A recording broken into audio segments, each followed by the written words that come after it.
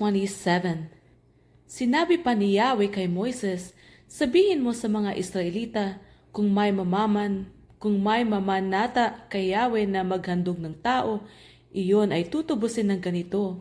Kung anak na lalaki mula sa 20 hanggang 60 taong gulang, ito ay susuriin upang palitan o tubusin sa halagang 50 pirasong pilak ayon sa timbangan sa santuario at 30 pirasong pilak naman kung babae.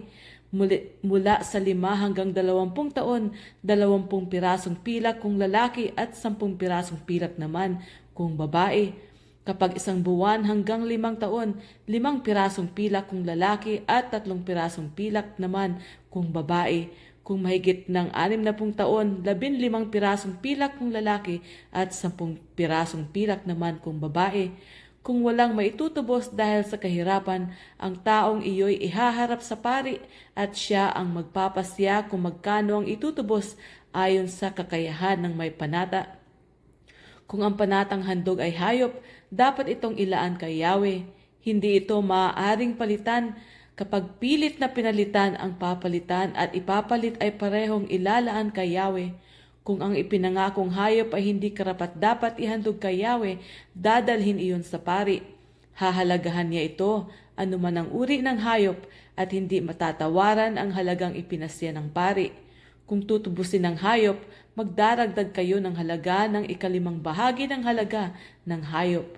Kung bahay naman ang ipinangako, hahalagahan ito ng pari ayon sa uri at kayarian, at ang kanyang itinakdang halaga ay hindi matatawaran. Kung ang bahay ay gustong tubusin ng naghandog, babayaran niya ito na may dagdag na 1/5 bahagi ng halaga niyon at mababalik sa kanya ang bahay.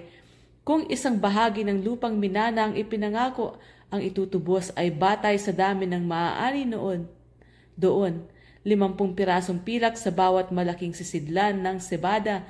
Kung ang paghahandog ay ginawa sa simula ng taon ng paglaya, babayaran ito ng buo upang matubos. Ngunit kung ito'y ginawa matapos ang taon ng paglaya, ang itutubos ay ibabatay sa dami ng taon bago dumating ang susunod na pagdiriwang, babawasin ang halaga ng nakalipas na taon.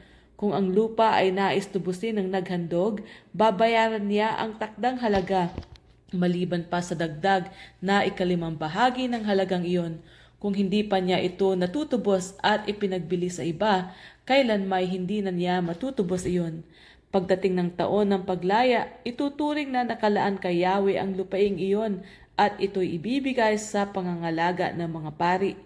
Kung ang ipinangako naman ay ang lupang binili at hindi minana, hahalagahan iyon ng pari ayon sa dami ng taon bago dumating ang taon ng paglaya. Sa araw ring iyon, ibibigay ng nangako ang pantubos bilang handog kay Yahweh. Pagdating ng taon ng paglaya, mababalik ang lupang ito sa dating may-ari o sa kanyang tagapagmana. Ang halaga ng pantubos ay batay sa timbangan ng santuario. Bawat pirasong pilak ay katumbas ng 12 gramo. Hindi maaaring maipanata kay Yahweh ang panganay na hayop, maging baka o tupa, sapagkat iyon ay sadyang para kay Yahweh. Ngunit kung iyon ay hayop na hindi karapat-dapat ihandog kay Yahweh, tutubusin ito ng may-ari sa takdang halaga maliban pa sa dagdag na 1/5 bahagi ng halaga niyon. Kung hindi matubos, ipagbibili ito sa takdang halaga. Lahat ng lubos na naialay kay Yahweh, maging tao, hayop o minanang lupa, ay hindi na maaaring tubusin o ipagbili sapagkat iyon ay ganap na sagrado sa Kanya. Hindi na maaaring tubusin ang mga taong lubos na naialay kay Yahweh. Kailangan silang patayin. Lahat ng 10 bahagi maging binhi o bunga ng pananim ay nakalaan kay Yahweh. Kung may nais tumubos sa alinman sa kanyang 10 bahagi, babayaran niya ito ayon sa itinakdang halaga nito, maliban pa sa dagdag ng 1/5 bahagi ng halagang iyon.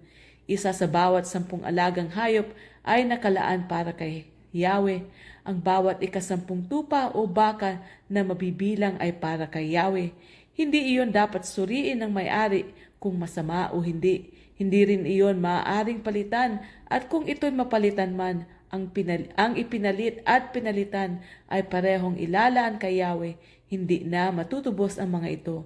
Ito ang mga tuntunin na ibinigay ni Yahweh kay Moises sa bundok ng Sinai para sa sambayan ng Israel.